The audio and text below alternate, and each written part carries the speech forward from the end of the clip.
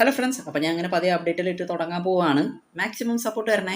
അപ്പോൾ venom the last dance, പേര് പോലെ തന്നെ വെനം എന്ന സിനിമയുടെ അവസാനത്തെ പടം കൂടിയായിരിക്കും. ടോം ഹാർഡി പറഞ്ഞായിരുന്നു താനിന് വെനം എന്ന ക്യാരക്ടറായിട്ട് ചെയ്യാൻ നിൽക്കുന്നില്ല എന്ന് പറഞ്ഞിട്ടുണ്ടായിരുന്നു. പക്ഷേ വെനം എന്ന ക്യാരക്ടർ മാർവൽ സിനിമാറ്റിക് യൂണിവേഴ്സിൽ തന്നെ കാണും, പുതിയൊരു പടത്തിൽ കൂടെ വരും എന്നൊക്കെയാണ് പറഞ്ഞിട്ടുള്ളത്. അപ്പോൾ വെനം എന്ന് പറയുന്നത് സോണിയുടെ ക്യാരക്ടറല്ലേ, അത് മാർവലിൻ്റെ ആണോ?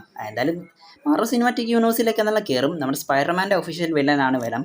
അപ്പോൾ സിനിമയുടെ ട്രെയിലർ എനിക്ക് പേഴ്സണലി ശരിക്കും തന്നെ ഇഷ്ടപ്പെട്ടു. നല്ലൊരു ക്വാളിറ്റി ഫീൽ ചെയ്യുന്നുണ്ട്.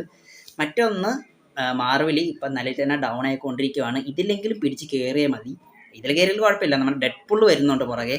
അപ്പോൾ അതിലും ഒരു പ്രതീക്ഷയുണ്ട്. പിന്നെ എന്നെ ഞെട്ടിച്ചത്, എല്ലാവരും തന്നെ ശ്രദ്ധിച്ചിട്ടുണ്ടായിരുന്നു, വെനം ആ കുതിരയുടെ സീനില്ലേ, ആ കുതിരയിലേക്ക് കയറുന്നത് അതെന്തായാലും അടിപൊളിയാണ്.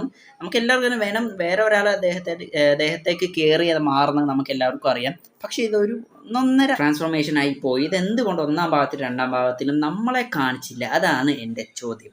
പിന്നെ എനിക്ക് പേഴ്സണലി ഏറ്റവും കൂടുതൽ ഇഷ്ടപ്പെട്ട വില്ലനാണ് കാർണേജ്. കാരണം വെനമായിക്കോട്ടെ, വേറെ ഏതെങ്കിലും ഒരു വില്ല വരുവാണെങ്കിൽ അവരെല്ലാവരെയും അടിച്ച് തൂഫാനാക്കുന്ന ഒരു ക്യാരക്ടറായിട്ട് എനിക്ക് പേഴ്സണലി തോന്നി. ചിലപ്പോൾ ഈ കമൻറ്റ് ബോക്സിൽ കമൻറ്റ് വരുമായിരിക്കും, കാരണം ഈ വേറെ ഒരു വില്ലനെ കാണാത്ത കൊണ്ടാണെന്ന്.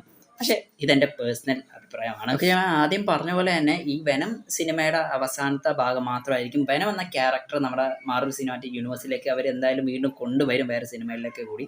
സിനിമ ഇറങ്ങുന്നത് ഒക്ടോബർ മാസമായിരിക്കും. ഡേറ്റ് കൃത്യമായിട്ട് അവർ പറഞ്ഞു.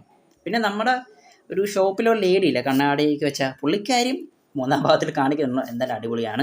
എന്തായാലും നിങ്ങളുടെ ചാനൽ ആദ്യമായിട്ട് കാണുവാണെങ്കിൽ സബ്സ്ക്രൈബ് ചെയ്യാൻ മറക്കാം. പിന്നെ ഒരു ലാസ്റ്റ് ക്വസ്റ്റ്യൻ, അദ്ദേഹം എപ്പോൾ വരും? The king of the symbio null, പുള്ളിക്കാരൻ എപ്പോൾ വരും എന്നാണ് മാറുലോണുള്ള ചോദ്യം.